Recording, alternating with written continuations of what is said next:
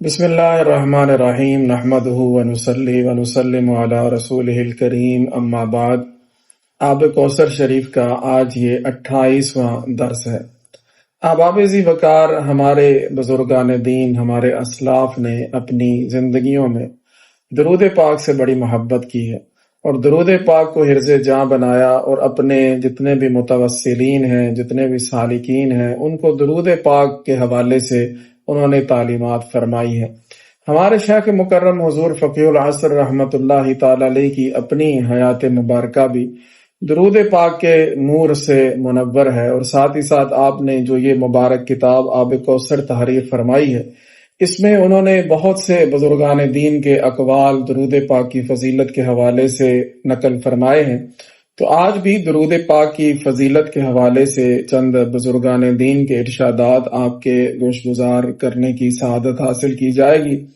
عارف باللہ سیدنا امام شعرانی رحمت اللہ تعالی علیہ فرماتے ہیں کہ ہم سے رسول اکرم شفیع اعظم صلی اللہ تعالی علیہ وآلہ وسلم کی طرف سے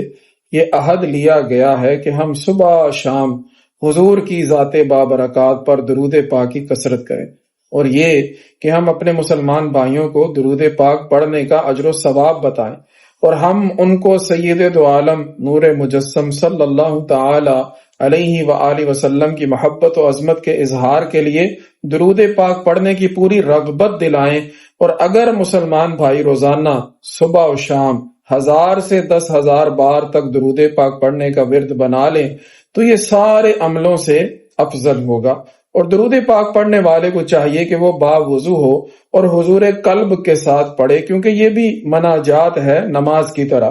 اگرچہ اس میں وضو شرط نہیں ہے۔ اور یہ بھی آپ نے فرمایا کہ درود پاک رسول اللہ صلی اللہ تعالی علیہ وآلہ وسلم کے دربار میں قرب حاصل کرنے کا ذریعہ ہے، اور حضور صلی اللہ تعالی علیہ وآلہ وسلم جیسا تو کائنات میں کوئی اور نہیں ہے کہ جس کو اللہ تعالیٰ نے دنیا اور آخرت میں صاحب حل و عقد اور صاحب بست و کشاد بنایا ہو، یعنی مالک و مختار بنایا ہو صلی اللہ تعالی علیہ وآلہ وسلم۔ لہذا جو شخص اس آقا صلی اللہ تعالی علیہ وآلہ وسلم کی صدق و محبت کے ساتھ خدمت کرے، یعنی درود پاک پڑھے، اس کے لیے بڑے بڑوں کی گردنیں جھک جاتی ہیں اور سب مسلمان اس کی عزت کرتے ہیں، جیسے کہ بادشاہوں کے مقربوں کے بارے میں مشاہدہ کیا جا سکتا ہے۔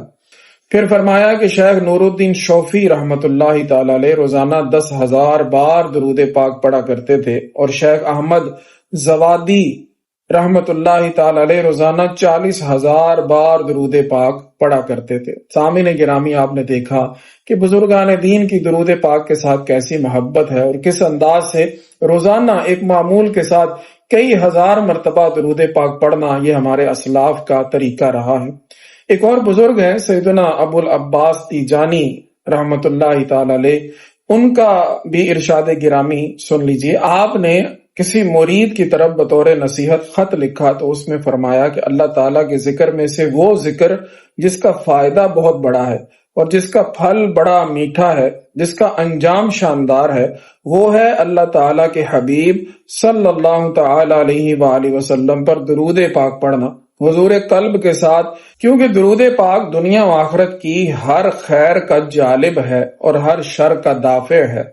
اور جس نے یہ نسخہ استعمال کر لیا وہ اللہ تعالیٰ کے بڑے بڑے دوستوں میں سے شمار ہوگا۔ ایک اور جگہ آپ فرماتے ہیں، جبکہ نبی اکرم حبیب محترم صلی اللہ علیہ وسلم پر درود پاک پڑھنا ہر خیر کی چابی ہے،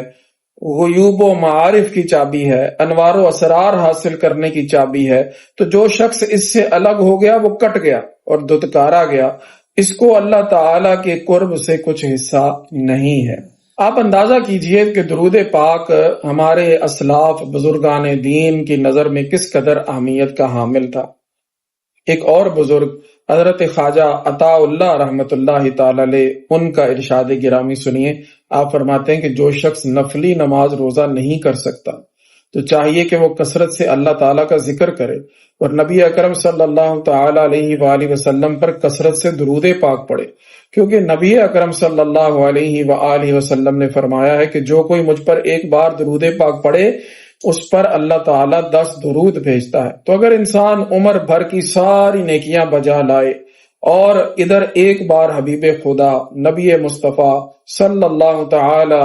علیہ وآلہ وسلم پر درود پاک پڑھے تو ایک بار کا درود پاک عمر بھر کی نیکیوں سے وزنی ہوگا، کیونکہ اے عزیز تو ان پر درود پاک پڑے گا اپنی وسعت کے مطابق، اور اللہ تعالیٰ جل شانہ تجھ پر رحمت بھیجے گا اپنی شان ربوبیت کے مطابق، اور یہ اس وقت ہے کہ وہ ایک کے بدلے ایک بھیجے، اور اگر وہ ایک کے بدلے 10 بھیجے تو کون اندازہ کر سکتا ہے۔ والحمد للہ رب العالمین، والصلاة والسلام علی حبیبہ سیدنا محمد وعلی آلہ وصحابہ وازواجہ الطاہرات المطہرات امہات المؤمنین وذریتہ الی یوم الدین، وآخر دعوایا ان الحمد للہ رب العالمین۔